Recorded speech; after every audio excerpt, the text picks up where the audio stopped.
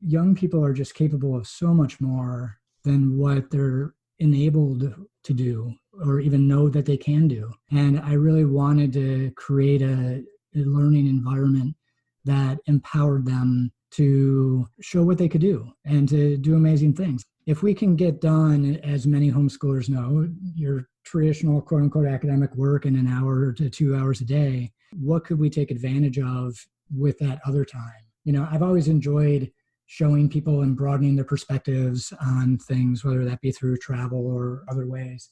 And to be able to find the time to do that with young people and really show them how broad the world is and how many places there are to go and many ways to be, and to get them the confidence and the mindset as well as the skills to be able to do those things, I felt was going to empower them in ways to literally be able to do whatever they want to do. As a young mother, I experienced a paradigm shift that transformed how I saw education and ultimately the world around me. I started this podcast, The Luminous Mind, to connect with and learn from people who are disrupting the status quo in how they learn, educate, and live in the world around them. Prepare for a paradigm shift. Light a candle, light your world.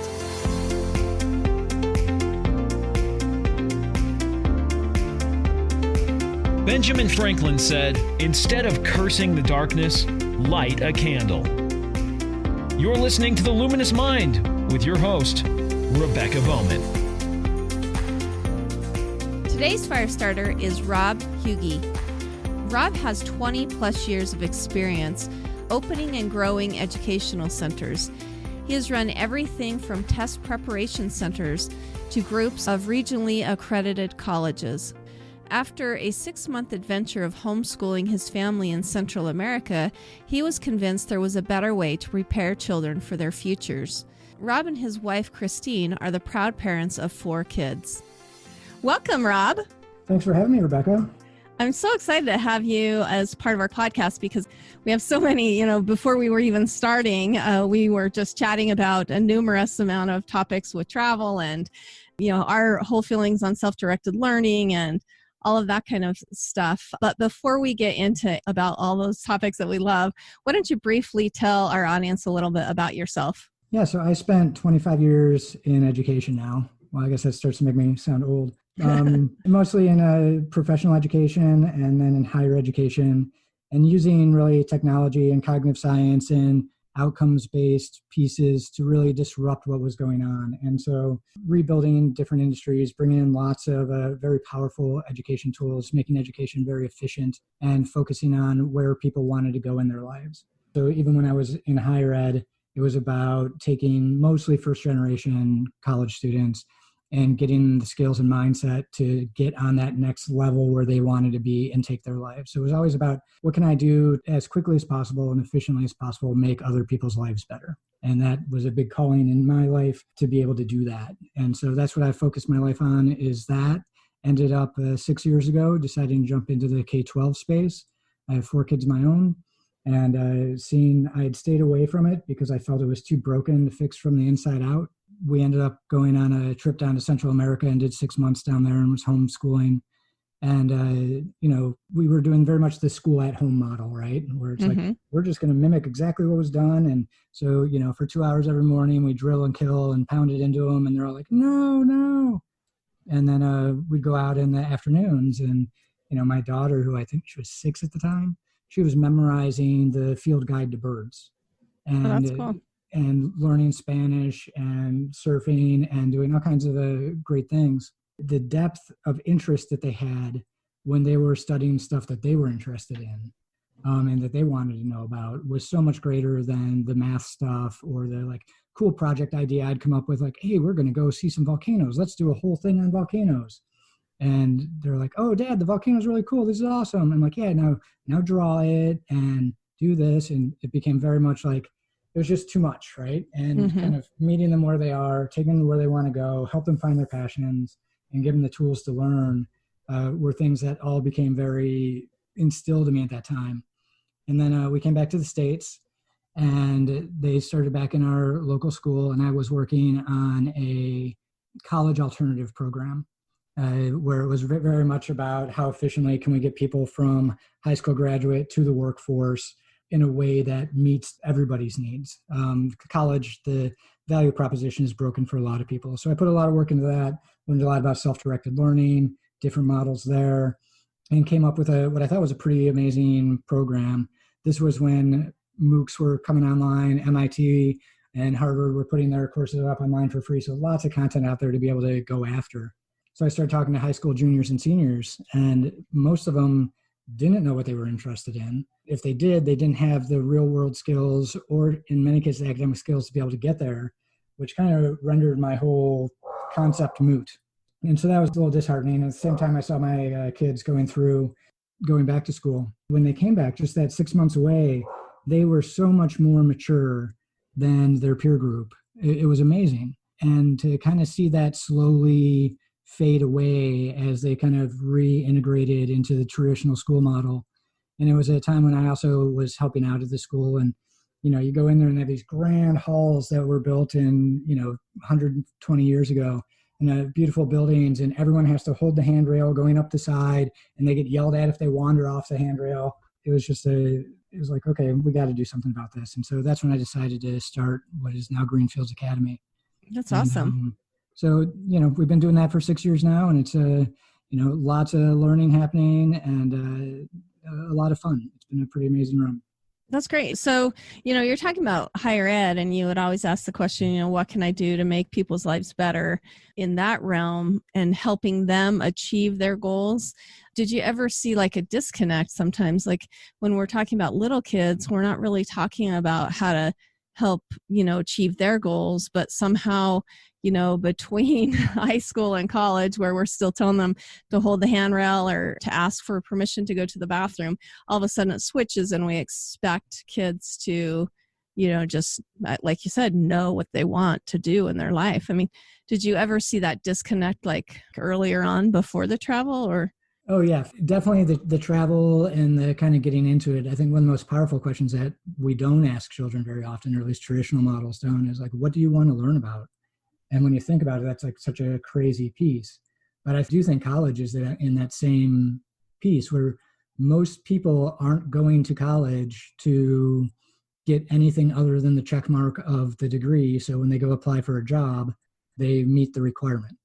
Mm-hmm, and so, and I think the way college is set up, college is coming apart faster than K-12 will. The disaggregation of the degree, the move to online, the cost. I was going to say the value proposition died. Yeah. Like when I went to school, I think it was $6,000 a year or something. And like for 4 years of $6,000 a year to find yourself and have an amazing adventure and learn about all of these kind of interesting but not very practical things, it was great. But if you're going to charge me $40,000 a year to do it, like it no longer makes any sense. And the debt that you take on is the only debt that you can't get out of in this country. Yeah. And then now with COVID, so I have kids that are college age. A lot of them are going, well, why do I they grew up doing online learning, but they're now questioning, why would I pay that much to do classes online when, at least before they could go, okay, it's the whole college experience, you're getting that whole experience. But now that it's just strictly online, they're like, why pay that much for those classes? Because I'm not getting the experience. So that's interesting, the value proposition. Well, and do you want to talk more about travel and how that opened your eyes? We were really hitting some light bulb moments before we even started chatting about, I love travel as well, as far as it being a teaching tool to your kids. But what were some discoveries that you found through travel other than kids being so much older? I think it's one of the things why we love it as adults too, is because it's a great learning experience, period. Yeah. And to be able to go and see different cultures, how they eat, how they function, how they group together, how they live, all of it is just so interesting and amazing to see the full myriad ways that humans can be. Mm-hmm. And I think there's so much to be just experienced there, and so many great adventures of not just the people too, but the places and the history of it.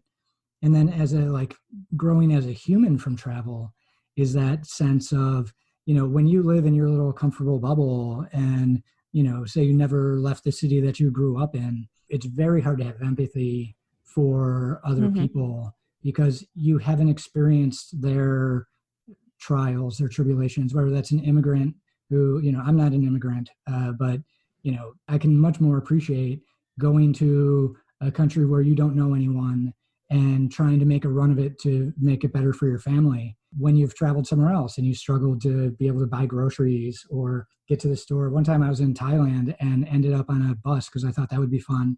And it stopped and everybody, including the driver, got off the bus and we had no idea where we were. That can feel kind of scary for sure. Yeah, and then you don't know the language at all, so you can't ask anyone for help. So to be put in those situations and having to figure out how to get out of them, I think also gives you a great sense of, I can solve problems, right? I can get through this. I can deal with adversity because I have dealt with adversity, because I've put myself in situations where I don't know what to do. And and know that I'm going to get out of it one way or another. Yeah. And for some reason, when we travel, I don't know if you've ever heard of Lainey Liberty, but she's kind of really big into the world schooling. When I had her on, I guess, my show, she really brought up the fact that, and when we're traveling, all of our senses are more awake and alive, because when you're at home, you tend to run most of your life in a habitual manner. You can pretty much with your eyes shut, you're just kind of going around doing the things that you're used to. But when you're traveling, all those senses are wide open. And so I think that it just shows you the brain, how that can wake up the brain a little bit and how it can start to fire, a little bit more, I don't know, more succinctly or something. I don't know. I think it's a great point. Are you familiar with a nystagma? No, I'm not. So your eye is actually constantly shaking. Oh, that's interesting. Because your body is trained to ignore constant sensory input. So that's why you're not always thinking about the clothes that you have on or the chair you're sitting in or those types of things, because your body is diverting attention away. And so if you hold at the corner of your eye, you will slowly white out as your brain ignores the signals coming in from your eyes. So that's why your eye has to constantly shake to be able to see. That's interesting. And so I think it plays right into that. We just get so used to our everyday stuff that we do become blinded. And, I think a lot of mindfulness exercises are around stopping and remembering and seeing everything for what it is with fresh eyes. Yeah. Well, and I kind of want to get back into, that background, that process of why you started Greenfields Academy. You said that you were in higher ed. I mean, I understand when you have children, you want the best education for them possible, but that's a huge amount of work in order to achieve, a lot of people would just go, well, I'll just keep homeschooling. What was the background to that, and why did you decide to found that? Well, I think it was always important to me to help as many people as possible. Oh, and, cool. If I had my druthers, the whole family would just be on a sailboat in the South Pacific and be doing that. But if that's not what I'm going to do, I want to be able to help as many people as possible. And so that's why I wanted to get into the school space, because I don't think there's any more powerful way to help people than to help them learn how to learn and who they are and find their place in the world, and to give them the mindset and skills to be able to do that. And then I think, you can really change the trajectory of people's lives at a time when generally everyone is just accumulating baggage. How can we focus on not just not getting baggage, but instead getting some new tools and a strong and resilient mindset that's going to help you get through. I would love to be able to, I know many great therapists. I would love to put them all out of business. Seems like the longer our society goes with just our traditional model of education, it seems like the more therapists we have. I guess there was a connection there where you were working with college students who came out of that system, not even knowing who they were or what they wanted or anything like that. So I guess it doesn't seem that far off the mark, but I mean, I've tried that myself. I know it's a lot of work. And so that's interesting. I always, wondered why people did that, but what do you feel like is the purpose of school? What do you hope to achieve at Greenfields Academy? That's interesting you ask that question. We just started a podcast called Education is Life. And the two main questions we ask are, what are our obligations to our children? and what's the purpose of school. And I think the purpose of school is one of the biggest problems we have right now. Is it's become childcare and test taking. And I think, if we step back far enough and let us talk honestly about it, I think those are the two things that school has devolved into. And so when we're upset with what 18-year-olds come out of that system with, I don't know what else you would expect. Yeah. It doesn't speak to them. It doesn't speak to being human. It doesn't speak to problems in the world that they're interested in trying to solve. Becomes, how do I get my gold star as a parent, that I got my kid into a good college, that they got good grades, right? Our job as parents isn't to make good students, it's to help them become good people. And I think that's where the divergence really is that being a good student doesn't necessarily have any overlap with being a good person. Exactly. Yeah. In fact, I think the skills that traditional school focuses on, like there's very little collaboration, right? If you do, one way of collaborating would be cheating, right? You have to work on it as your own, and you can't work on the stuff you're interested in. You have to work on what you're being told to work on. Once you come out of school, the two most important things you need to be able to do are work with other people and know what it is you want to do. Exactly. And so it's like we by pushing towards this middle, we're actually just like blowing the whole thing up. I really didn't understand how bad it was until I started interviewing families to start the school about how many young people just are living these lives of quiet desperation, knowing that this doesn't make any sense, that it's not helpful, it's just not meaningful to them, and they can't talk to their parents about it, because if their parents say, yeah, I agree with you, but we just have to do it, it undermines the entire house of cards of, the compulsory side of it. I think COVID's bringing out a great piece in this. Yeah. That, if you want to fix school really quick, don't make it mandatory, and then see how many kids show up the next day, right? And you'd have to wholly rethink what they were doing. One of the other things that got me into it was when I learned there's a difference between pedagogy and andagogy. And I started studying on andagogy, adult learning theory. And I was like, but wait, this is all the stuff that I wanted when I was a kid. Why is it that this is only for adult learning, but for child learning, it's more about, drill and kill, pour stuff into their head and make sure they do well on tests? That's so true. Yeah, that's interesting. Yeah, and I mean, that kind of goes back to what I was kind of coming to, is like all of a sudden as adults, somehow we think there's this fine line of like, okay, now you're an adult, now you can make the decisions, where I love how you were talking about like young people already know that it's a game, that it's rigged, that it's just, we're having them learn things that aren't necessarily, we're almost insulting their consciousness of, what they want to learn when we just shove it, throw it on them as adults, when they know that it's kind of silly to do so. I thought it was interesting that you mentioned that COVID is really bringing this all to the forefront. And I was thinking about that with the childcare. I think many adults and teachers now see themselves for what they are. And maybe teachers always kind of felt that way, but it's kind of pushed it to the forefront.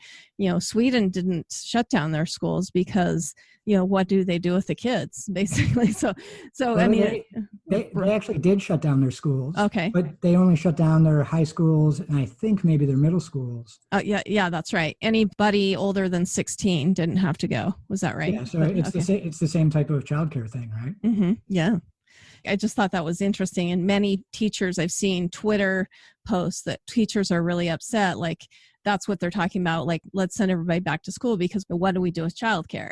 And the teachers are really starting to feel the fact that they're just there for childcare. And that's what everybody recognizes them at, for sure. It's rough, right? Yeah. Yeah. So with Greenfields Academy, like tell me kind of the philosophy behind that. Like what was your intent when you wanted to start that education opportunity? Yeah, I don't know what your schooling was like growing up, but I was in a really traditional public school and thought the whole thing was stupid. And I did not learn very much from it, but like the life lessons that you take away are different. So, I always kind of looked at school with kind of a bit of a skew. So then seeing my kids go through it and thinking it through and watching them start to come home with homework, and like just the whole silliness of it started to get to me again.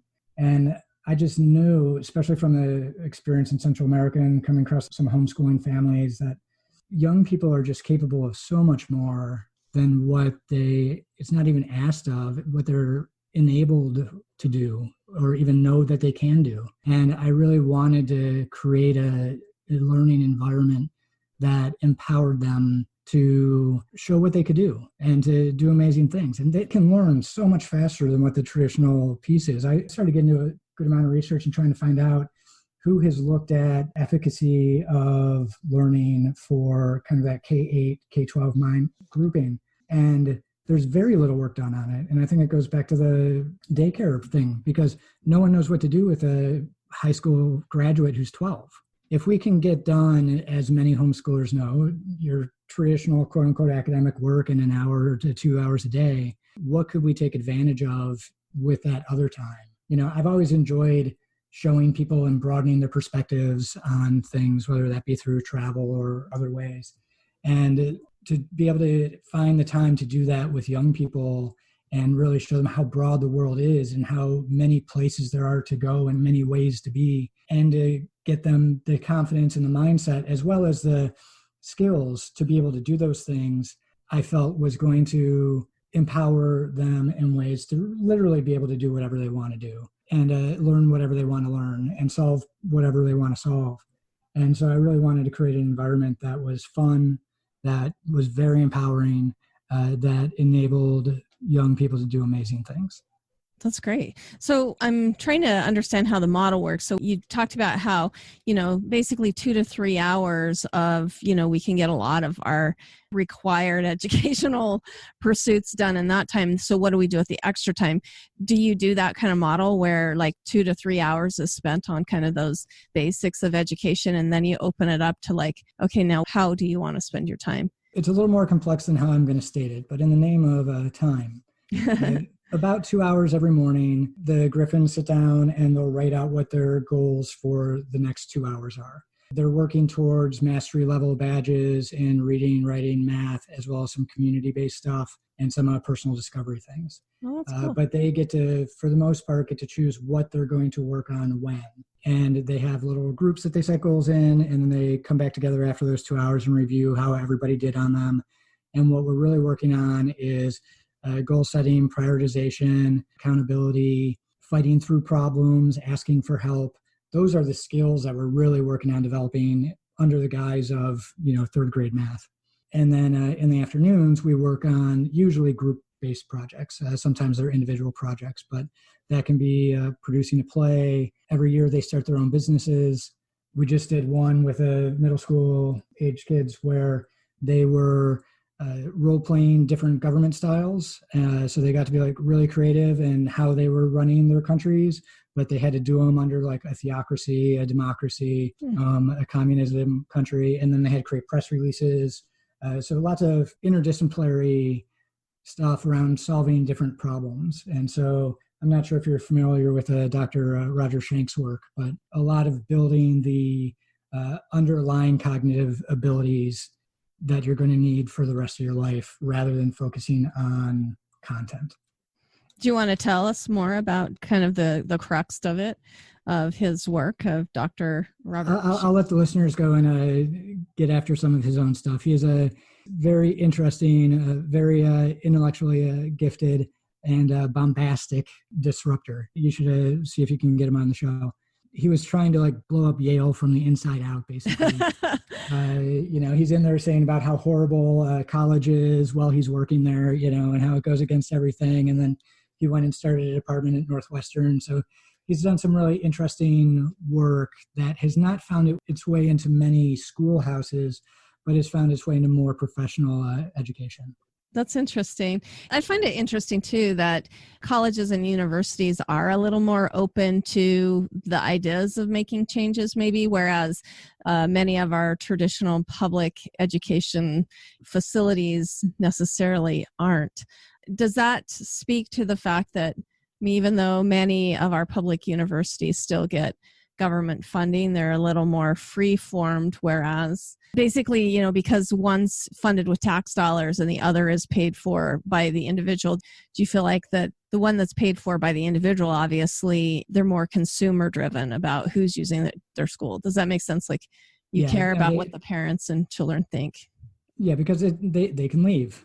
Uh-huh. Right? And so I think, you take away that compulsory thing and it definitely drives change faster. That being said, having worked in higher ed, it's also an incredibly slow changing. It's almost designed to be that way. So the actual governance structure of a university is very difficult to make real change in.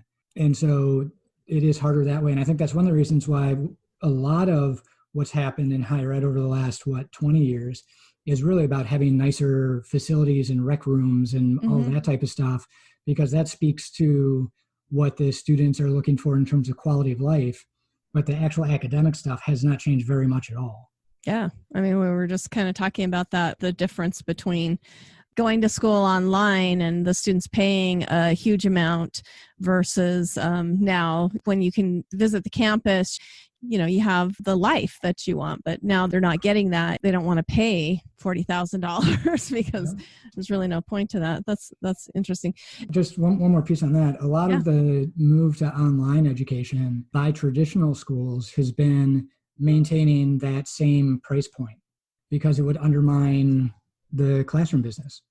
And so they keep charging that high rate, and they've kept out for-profit players through a regulation called 90/10, and we could do a whole 2 hours on that. But basically, if you're a for-profit player in higher education, at least 90%, how's it work anymore? 90% of your money has to come from, Rebecca, this used to be such a big part of my life. I've been out of it 10 years. I quote it so amazing how that happens. But the idea is that you can only get so much of your funding from Pell Grants and Stafford loans and that type of thing. But you also have to make sure that every student is available to those funds. So if you wanted to come in with a lower price point model, you effectively can't, because more than 90% of your funding would be coming from student loans. And so they force it out. So if you want to see K-12 change, don't make it mandatory to go. You want to see higher ed change, get rid of the 90/10 rule.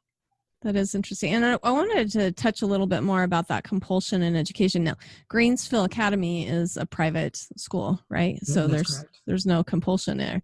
And do you find that that's kind of the difference with the quality of education too, is that parents have a choice, to go there? I mean, a lot of people will say they don't because some people don't necessarily have the funds to do so, but there's still that, they have the opportunity to go other places. That compulsion is ended, right? Yeah, I think the biggest piece, with the amount of agency that we allow during school, is that they do feel that this is about them and that this matters. We have optional days, like when we have a really bad snow day or something here in Chicago. Like, hey, you guys don't have to come to school, but if you want to, come on in. It's an optional day. The first one of those, we actually had more young people show up than we had students because their brothers and sisters wanted to come.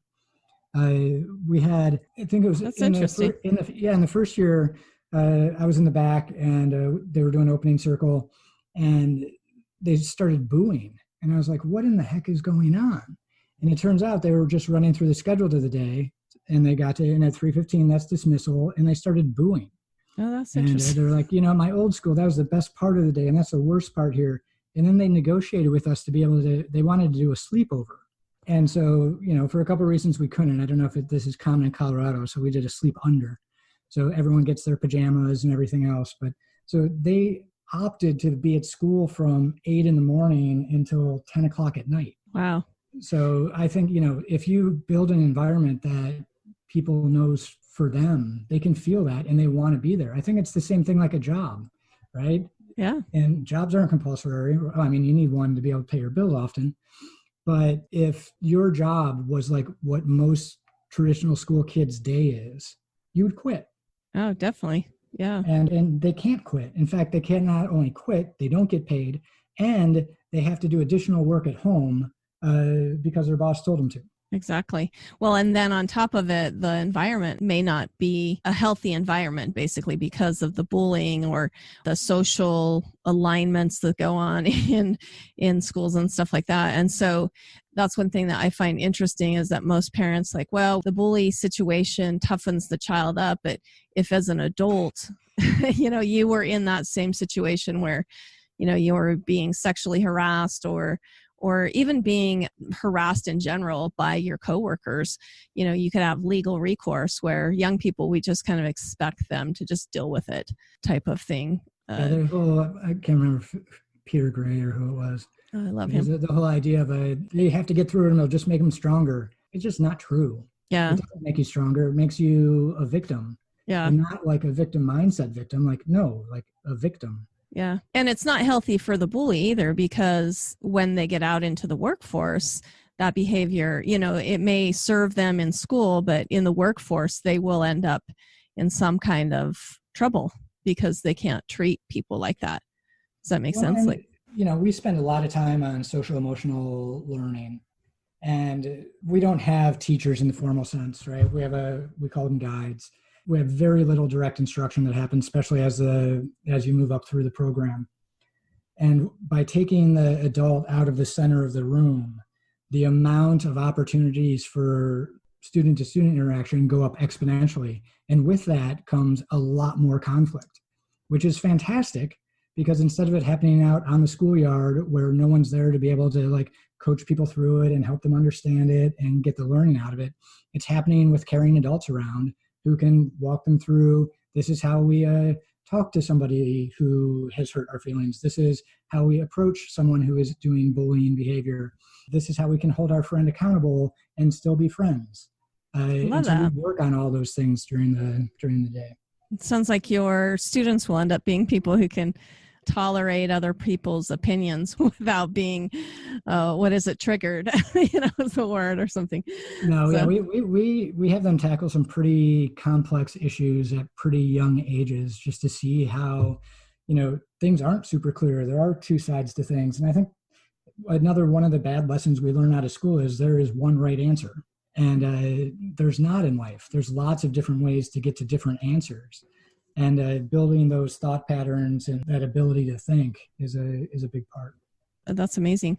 One of the other questions that I wanted to ask you, this school is in Chicago, which has a high minority rate, maybe. But do you offer scholarships or anything like that? Because I think that's a misnomer. People think if we had just have private school education, it will only be, the wealthy people and prominently European descent, the people that are full of privilege, people who have privilege. But yeah, so we do offer financial aid, and I'd say about 25% of our students are on some type of financial aid with us. Okay, that's interesting. Unfortunately, Chicago is a relatively segregated city, and so the thing about most private schools is you are still drawing from a pretty close area. And so while we are more diverse than our neighborhood school, diversity is still something that we work on all the time. Well, that's interesting. Okay. Well, and people don't realize you do need, in order to get the funding and the scholarships, you do need wealthier families in there to provide such an opportunity. But I think it's just one of those myths that people don't. And so whenever I talk to somebody from private education, I like to talk about what they do to help the disadvantaged, for sure. But yeah, and we keep our price point is about a third to 50% less than most other private schools, non-Catholic schools in the city. Oh, wow. That's interesting. And, when we think about how much public funding is out there for a student too, that's another thing that I think people don't really understand. The amount that we're spending on a public education is often a lot higher than what, if you could take that same fund and apply it to a private school, you might even have money left over to save for college or something. But no, it's true. We I was looking this over when we started in Chicago Public School District. For every teacher, there is 1.5 non-teaching employees. That's interesting. Our tuition is right around how much the city spends per student in Chicago. Oh, wow. Okay. That's amazing. I'd like to find out how your paradigm has changed over time and with experience with education, as far as like when you first began to where you are now. What do you feel like the biggest mindset change has been?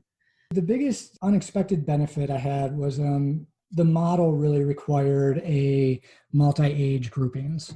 And I didn't put a lot of stock into that. I mean, there's some research on there that you get some less bullying and stuff, but I think it's one of the biggest things that we have. If you're going to be in a mastery-based program, to be surrounded by people who are at your skill level that you can work with, and we're big on peer learning, I think is super important. And then it's the leadership, and sometimes you want to be around younger people and just kind of relax and not have the stress, and sometimes you want to go hang out with the older kids. And the ability to do that, especially as they get older and move through puberty and all these other changes, to your point, when some of the other comments you've had about when you get into the work world, you're not all surrounded by people your age, right? I mean, it's like we do all of these things in traditional education where it's just they are school skills, not life skills. Definitely, yeah. And it's just a tremendous waste of time and energy and talent, and I don't know, it makes me sad. Well, and that's where I struggled going from, in college is the same way. Everybody there is close to the same age. I mean, occasionally you would have an older student thrown in. You never really got comfortable in that situation. But I remember going to work the first time and realizing like I was one of the youngest people, and that many people were either anywhere from 10 to 20 to 30 years older than myself. And I really struggled with that dynamic. And so I think, giving children exposure to multiple ages it's beneficial for them to learn how to navigate in that world versus everybody the same age. Definitely. Yeah. And I think that's also important in how we work with the guides, is that I'm looking for people who can develop authentic relationships with young people, and not everybody can. For sure. But if you can have a relationship with someone who is 20 years older, 30 years older, and know that they listen to you and that they value your opinion, that is also something that's very empowering to young people. My favorite time was, about 3 months into the school year, and the new families are like, I can't believe how many opinions my kid has. We're having the most amazing conversations at the dinner table. And it's like, they've always been there. No one's just ever asked them to share. And I think that also helps once you get out into the world, that you can relate with people of all different ages. Well, and I love the idea with guides that can build relationships, because there are a lot of adults who are very focused on demeaning children or, putting them in their place. And I think that comes from that segregated learning too, segregated by age, because there was always this hierarchy of like, if you were an upperclassman, somehow you were smarter and wiser. But it's really apparent with the adult world about how many adults feel about children. Do you feel like that with parenting even, that, sometimes you mentioned how when the parents, like the kids come home and they're expressing their opinion, do parents even kind of struggle with that? And how does the home life and the parenting play along with the style of education that you're trying to provide there? Yeah, one of the big things we do when we're looking for families is that we have a philosophical alignment. And so the way I describe good guiding when I see it, it's the same as good parenting. So most people are on board every now and then, and it generally comes from the youngest ones, because we give the youngest ones a lot of say, right? There are democratic components. The adults are only in charge of making sure that it's a safe place in terms of bullying and being able to get your work done. And the Griffins come up with all the other rules, and they're in charge of enforcing all the other rules. And so even our 5-year-olds have a lot of kind of say in what happens during the day. And so when they get home and dad says, you got to do this now, they're like, well, is it okay if I do that in like 5 minutes while I finish this? And they're like, I told you now.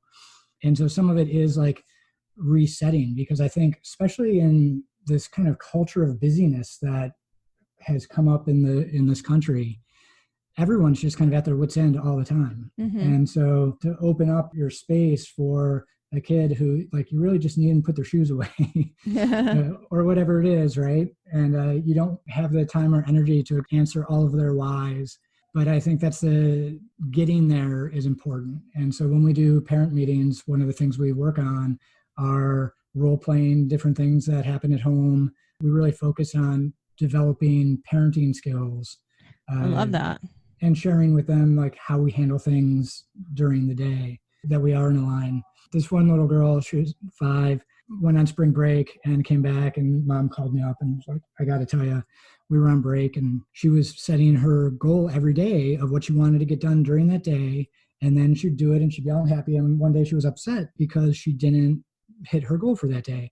And her goals were silly. Like, I'm going to make it on the whole walk without asking dad to carry me. Right. So it's like these totally age appropriate fun goals.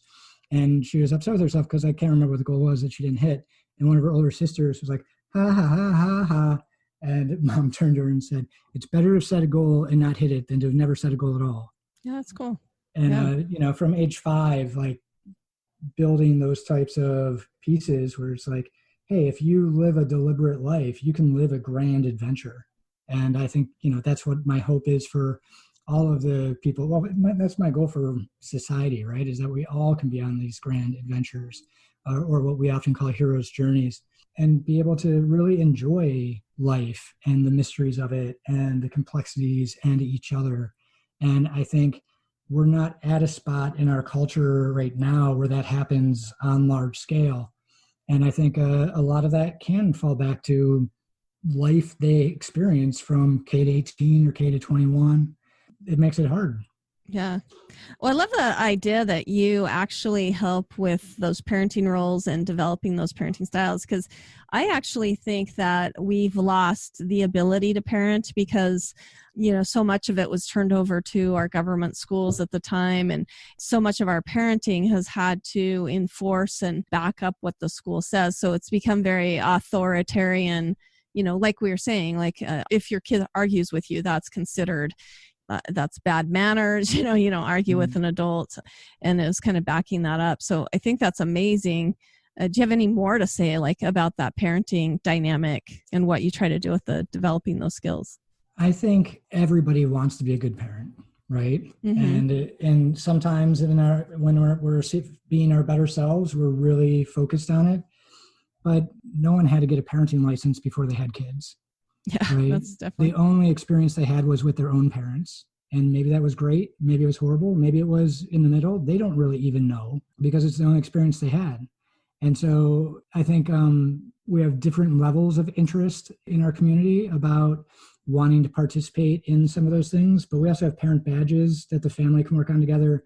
We ask each family to do a family plan every year where they sit down as a family and come up with who they want to be as a family. What are some of their goals for the year? So that kind of lifelong learning that you talk about doesn't just happen at a school level, it happens at the family level. Yeah, the big place that I've been trying to move this podcast is that parents have to model that. And I love the dynamic of working, strengthening that family as well, because I really think that us as parents, we lose that ability. We expect a lot out of our children, but we're not expecting very much out of ourselves. You know what I mean? We've come to a place where we're the ones that are having to pay the bills or whatever, and that puts us in this place of authority. But we stop really working and achieving our own goals sometimes because of that. We're done with school, we're done with whatever, and so I think that that's so important to keep that component going, to give our children excellent mentors. I think lots of people stop growing by the time they're like 30, and then we just kind of become set in our ways, and it becomes hard to get out of those ways. And I think, back to travel a little bit, I think travel helps to stir that stuff up. It does. And I don't want to let the parenting talk go by without giving a shout out to, we are part of a group of schools around Acton Academy, which is based out of Texas. A lot of that parenting stuff, I actually use the stuff that was developed by one of the schools in Guatemala. And so just the amount of information we can share as a group of, 200 plus schools informally is great. And so being able to use stuff that was not just built by someone else, but in another country to make me and everybody else in the community a better person and a better parent, I think is just a great multicultural international approach. That is really cool.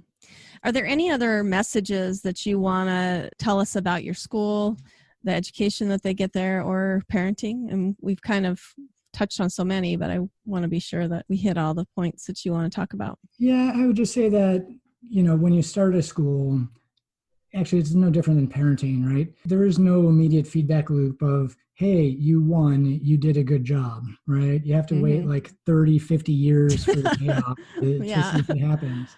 But this whole COVID thing, and with schools migrating, having to do remote learning, our move has been virtually seamless. I think we honestly had one of our best sessions this last session. They last about 6 weeks for us. We're actually off this week. We do about 6 weeks on, 1 week off. And it was an amazing session. And that's not because our kids are used to working with technology or that we are amazing online learners. I did get a college online, so I had some experience in it.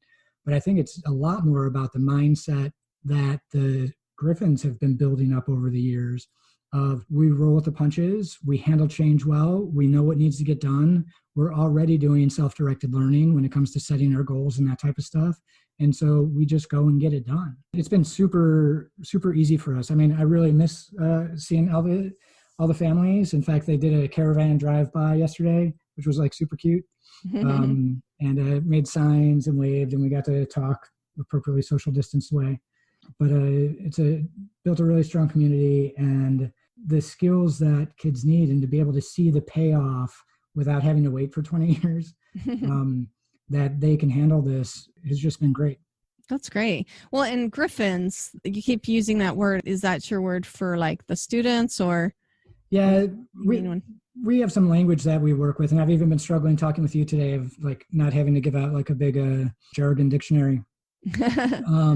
Yeah, the word student seems hierarchical. Prefer to use either young people or Griffins, which is the mascot that we have. So in the bridge terminology, a Griffin is a student. That's awesome. Well, and that's what we were kind of talking about. The difference between your guides and the young people is that basically we're all students, but to separate them like that does put this status of where everybody is at within it. So I think the language that you develop around your school is interesting. I've talked to other Acton Academies, and just the language that they use is so much different than what you would see in a traditional school, but that helps create that culture that's really important for like that growth mindset, the ability to keep learning and to keep striving and do all those things. The idea that you said, like, we're all students, like it's very true at our school where we do projects that the guides don't know how to do. Like we did cooking and chemistry was one of them this year. One of the guides that almost never cooked anything in their lives. And so it's not about adult as expert, right? It's a adult as facilitator. And so we often get to learn right alongside them all the stuff that's going on. And I think that's also great modeling, but it's also like makes for a great job.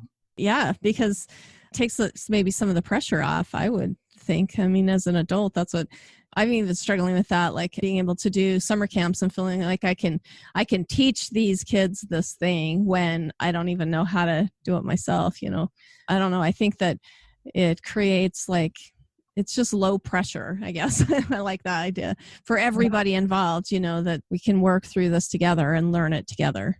Yeah, there's something empowering about a student, a young person coming and asking a question, and you just being able to say, I don't know. How can we find that out? Yeah. And build that skill in them and that excitement where they're bringing to you questions about what they're interested in learning about, rather than just saying, I don't know, not my area. One of the things that really pushed this for me, my eldest, we had just gone back from Central America. I think he's in 5th grade. And I started doing like one math challenge question a week that you couldn't just Google, right? And I'm like, you can use any resource that you want, right? So go and figure it out. He's like, can I ask my teacher? I'm like, yeah, that's fine. Go ask your teacher. And he goes in and asks his math teacher, and she says, oh, geez, you don't need to worry about that. You won't work on that for like 2 more years. Oh, that's interesting. And it was just such a sad moment, because when someone opens up and says, I want to learn about this thing, like that's a magical moment. Yeah. Yeah. And to be able to honor that, I think, is one of the great things about being at a place like Greenfields. Yeah.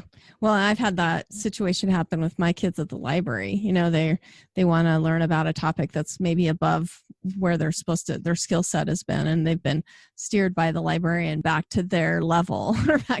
And I get really frustrated with that too, because if the kid's asking the question, let them push themselves. I mean, it's right. Different if I were pushing them in that direction, because that would cause that unnecessary stress for them. But if they're wanting it and they're asking for that stress, they're asking for that, they're wanting to take that on versus real learning takes purpose. And if they show up with purpose, wow. Right? Yeah, that's great.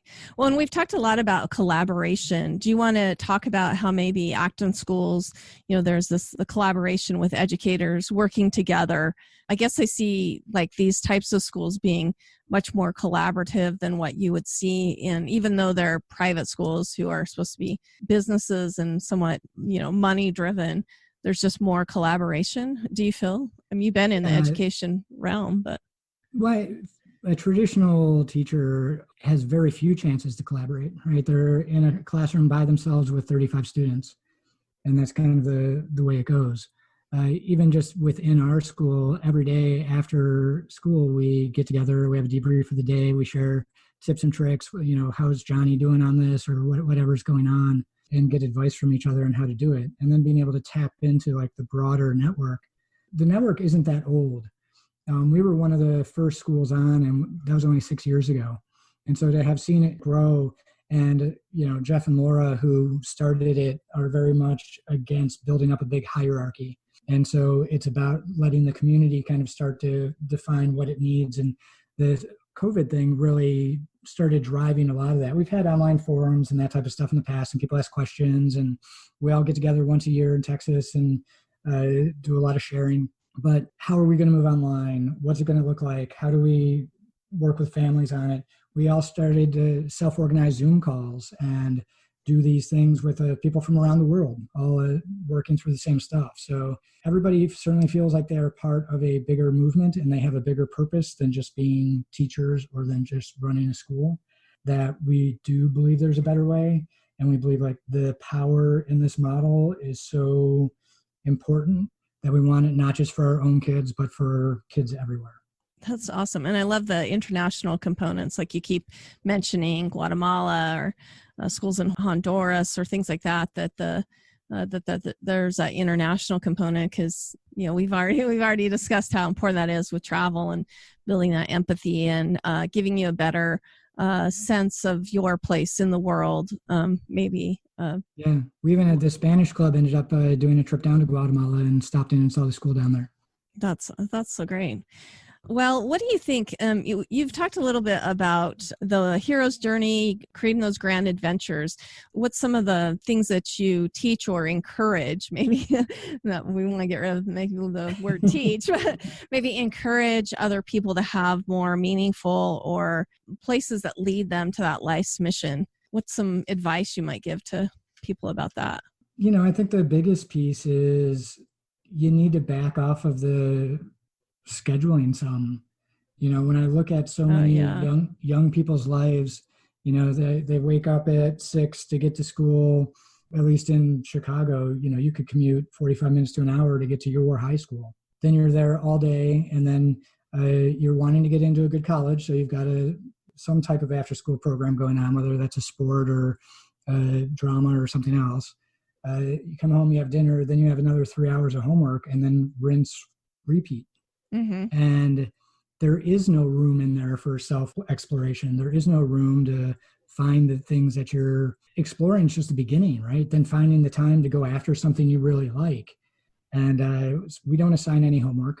That being said, a large number of our students decide to work at home because they've set their goals and they want to make sure they hit them. And for whatever reason, they didn't get it done that day. But the amount of kids, we did a virtual variety show like 2 weeks into the pandemic homeschooling thing.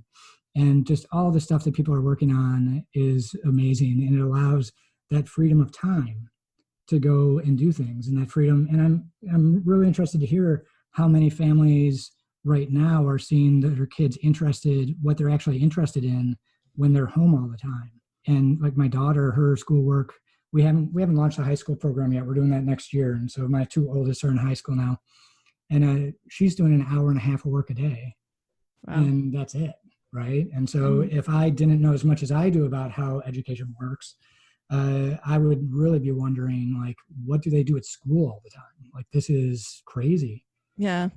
And I think that's hard for parents, maybe in this COVID era, to realize, like, I mean, what does learning look like to parents may look very different than what learning actually is to young people. Does that make sense? Like, there's kind of a disconnect of what we think learning is versus, I mean, I know with my own children, because I homeschool them, they had a lot of extra free time. And sometimes I would like, what are, I don't understand like what they're doing. I thought like my middle son, I thought he was just playing on his iPhone a lot. Comes to find out he's actually writing a book on his iPhone on like Pages or something. But I mean, to us as parents, once again, we go back to that parenting thing. It's a challenging thing to know how to strip that off and let kids learn. And I agree, like the overscheduled parents are overscheduled. Nobody's getting enough sleep, and that causes problems with temperaments and how we talk to each other, as well as our learning. Our brains are just not meant to function, for a full 20 hours a day on hyperdrive, Yeah, and I think, one of the reasons named my podcast Education is Life is because you're always learning. Mm-hmm. And so I think just having that, we work hard to actually blur the lines between the learning you're doing at home and the learning you're doing at school. You can get school credit for all kinds of stuff that you do at home, whether that's reading or learning new piano songs or whatever it is. Mm-hmm. We have excellence goals, we have adventure badges, we have other things that you can get credit for. So it's like learning can always be going on. And the older kids that we have who transfer in often end up like, they'll tell me about something they're doing at home. And I'm like, wow, that's awesome. You should use that to earn this badge. Like, no. This is for me, not for school. And that's interesting. And that mindset is just like so hard to break through. When people come in, they go through what I call freedom shock. And it's like, wait, no one's going to be telling me what to do right now. Like I can, from silly things, like I can just go to the bathroom when I need to go to the bathroom, to if I just sit here and stare at my computer or lay on the couch and don't do anything for an hour, no one's going to like yell at me. And it takes them about a month for each year of traditional school they've been in to kind of like work through that of like, oh, I want to learn about this. And we've worked to shorten that by prodding them with some questions and getting them going. In the beginning, we just kind of let it play out more naturally. But some parents found that to be tough. Yeah, it is. But it's you need to find your own inner compass again and realize that your education is for you. It's not something that's being done to you. And that's a hard one for a lot of kids to get their heads around after being in traditional school. Yeah, we do very little work in traditional schools, traditional education about metacognition, right? And really thinking bigger about what's going on. And that's, I think, especially as technology advances and artificial intelligence becomes a big deal. I mean, it already is, but it's going to become, they're saying 50% of jobs today are going to be automated within the next 10 years. Computers can do math so much better than we can, right? And we're spending how many hours on this? We're like, we need to get back to like, how do we empower the humanness? Mm-hmm. Because if we can know what computers are capable of doing, we can bring our full selves to the world, to challenges, to opportunities, and then come back and say, hey, okay, I need an engineer, I need a software person, I need a creative person so that we can solve this problem. And I think that's the type of learning and thinking that we need to ask them to be doing more of, because it's what their future is going to be. Yeah. I always think of the time, like sometimes we're preparing children for a world like that we as adults don't understand. You know what I mean? Like, how can we do that? When down the road, they're going to be working with technology that we couldn't have even fathomed, and the fact that just the podcasting, for example, I never thought that I'd have my own show, like growing up, though, it just wasn't even a thing, but it's better for a child to prepare themselves for the future than an adult, like trying to prepare them so that, you know what I mean? I guess maybe that goes with it doesn't work. No, the speed of which the world is changing, there's no way that we can predict what their lives are going to be like or the world that they come into. Yeah. I feel like I can predict that it's going to have some significant challenges that they're going to have to deal with. But definitely, some significant, like they're also saying like 85% of jobs in the economy that these kids come out into don't exist today. Mm-hmm. Yeah. And so what we can do is get them the mindset, get them the skills, get them the ability to learn and the confidence that they can solve problems and do things. Those are the big skills to get out there. And then the quality of life, right?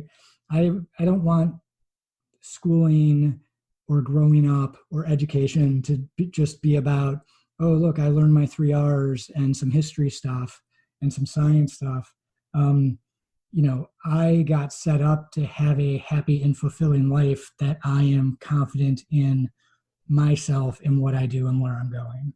That's awesome. And you mentioned too, I think it was even before we started recording, the ability to unlearn. And I think that's where our society is struggling now. We have a whole generation of people who, technology has moved us to a different place and they're still waiting for those jobs to come back. Do you know what I mean? Like, so their skill has moved on and they've never really learned to unlearn that skill and maybe move in a different direction. Does that make sense? And I think that our young people are going to need that skill even more because as technology advances and the AI, like you're saying, we have to unlearn and then quickly relearn something new.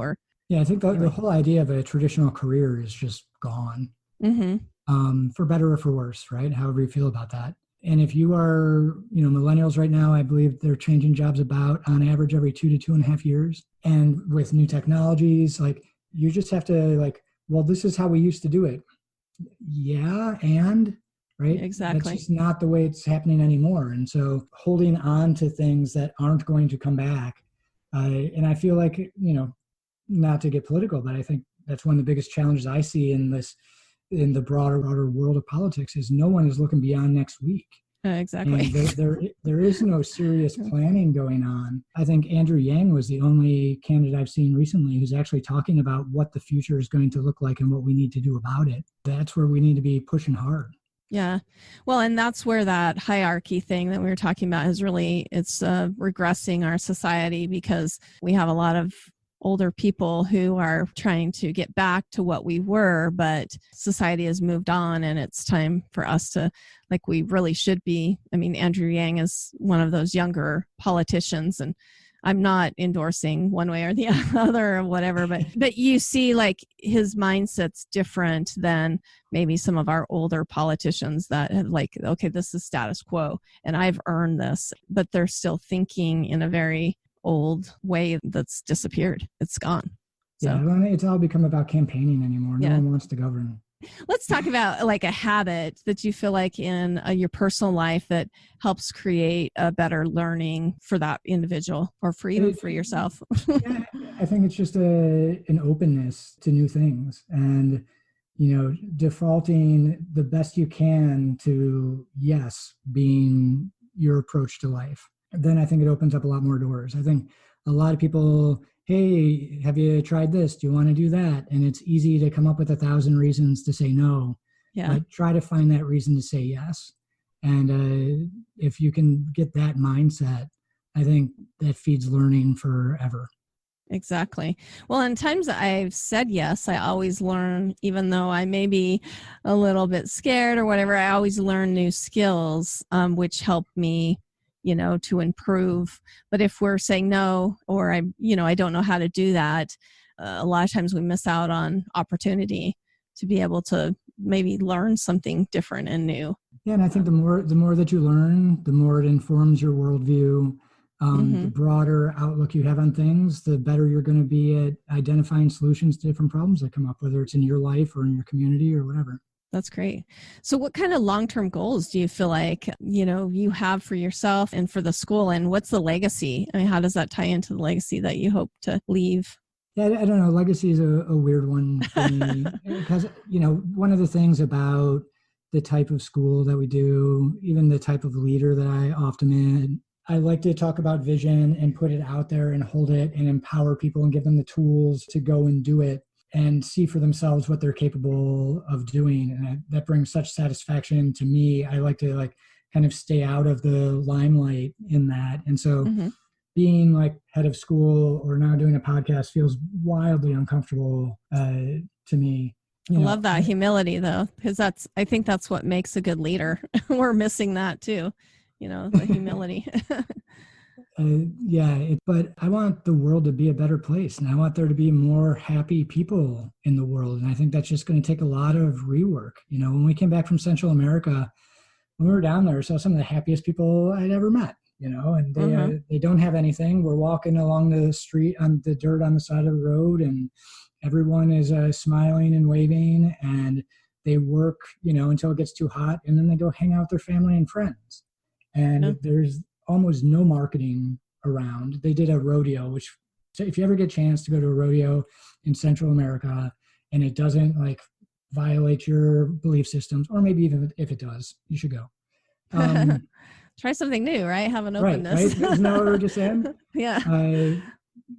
But the advertising for it, they put up a flyer in the city, and normally around here, logos for every business and that type of thing, and nobody has a logo.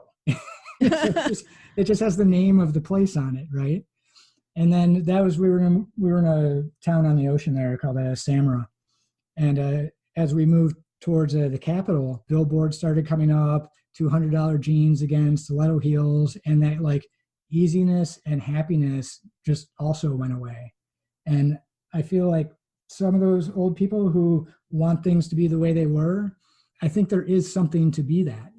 Having to have families where both parents have to work just to be able to pay the bills isn't a super healthy way just to live, right? Maybe it's great for the economy, but what's it mean for people?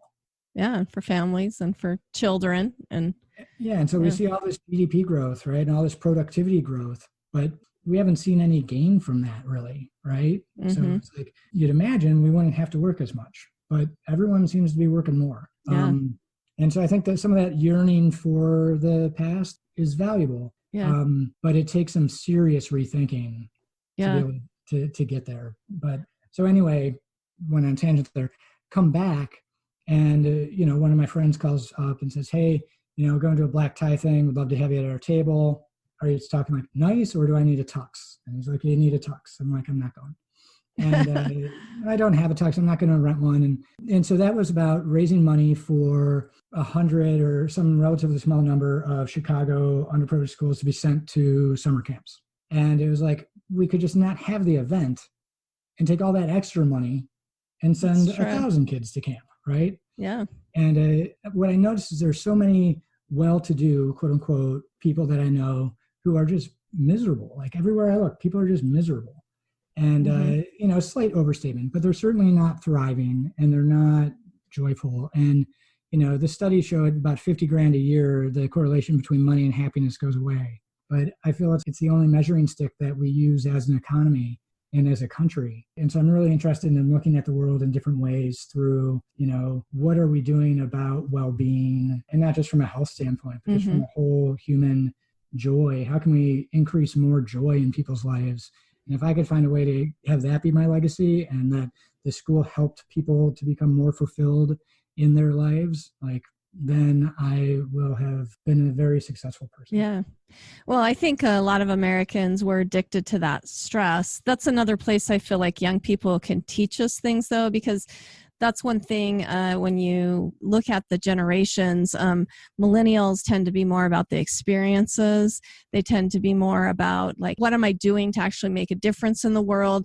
Whereas many of their maybe parents and grandparents were all about earning as much and getting as much and, whatever. But once again, that's where that generational thing we could really learn a lot if we would just take on a little bit more of that millennial attitude, what's the overall experience going to be like? It's more about experience than, how much I'm making or something like that. To pull it back to education, I think that's the system we built, right? You get your grades, you get your gold stars, you do everything you're taught, so you get told to do, so you get into a good college, so you get a good job, so you make a bunch of money, so what? Yeah, what's the end game there? Yeah, so we die with a bunch of stuff. Yeah. Congratulations, you won the game. Exactly. So I love the idea, though, that I feel like there are a lot of people starting to rethink that. I mean, myself, I'm a Generation Xer, but that's what I love about millennials. They've taught me how to think about the experience, like we downscaled, which are realtors. Like I've never seen anyone do that. Usually, people go up. They're always up for a bigger house. And we were like, well, we want to have more of our focus and our resources going to our overall experience, not just paying for stuff. That's just... Yeah, living below your means is definitely something that the millennials are working on harder than the last couple of previous generations. Exactly. Yeah. That's exactly right. Give us some parting advice for our listeners, and then give us your contact information, how we can get in touch with you. Yeah, I think, as parents, it's really important that we do think hard about what obligations we have to our children's lives and what our children's lives are like and how school plays into that, and make sure that you are answering those questions as honestly as you can and that you are doing right by your kids, because what they're going through right now is going to permanently inform who they are. And as long as those things aren't aligned, because they're spending, 7 to 10 hours a day on this thing called school, unless you're homeschooling like you, right? And a lot of your people, but a lot of you have decided that traditional school doesn't fit with what we believe our obligations to our children are. And I think that's a question that everybody needs to ask. And that hopefully will start to turn traditional school around, so that we're doing something. It's not about, oh, look at the cool school Rob did. Isn't that great? We really need to change it for everybody. And we need to show that there's a better way in a broader sense. So, always question everything, find a way to say yes, right? Yeah. Well, I feel like we've gone full circle, and I asked you, like, what's the purpose of school? Now we're back to that. What is the purpose of our education? And that's what we need to think about, with our children in particular. Yep. So. Yeah, then give us your contact information. Let us know, too, about your podcast, how to find that. Yeah, so your email is rob, R-O-B, at greenfieldsacademy.com. And the website is also greenfieldsacademy.com. And you can find about the school there, as well as the podcast we just put up there. It's called Education is Life, based on an old Dewey quote. So, check it out and subscribe. Great. And that's actually under when it says blog at the top, right? Yes. So I just wanted to clarify that. If you go on the website, you're not going to just see podcasts. You'll see it's under the blog. So yeah, it's awesome. We're still new to all of this. We've been at it for, wow. This pandemic thing has really messed with my sense of time. I guess it's been 2 months. That's awesome. That's great. All right. Well, again, we've been chatting with Rob Hughey. You can find out more about him and the ideas that we've talked about with Greenfields Academy at greensfieldacademy.com. He gave his email address, which is awesome. So I'm just hoping to see more of these types of schools crop up, because not everybody can homeschool. And like you said, let's start rethinking what education looks like for us, and remind everybody that we do pay taxes, and we do have funds available if we could just harness that. Anyway, but thank you so much, Rob, for coming on and connecting with the Luminous Mind and teaching us about, the purpose of education and what that's for. I really appreciate your time. Yeah, thanks, Rebecca. It's been great. Thank you for listening to The Luminous Mind. Music featured in this episode from Scott Holmes. To learn more about our podcast, check us out at theluminousmind.net.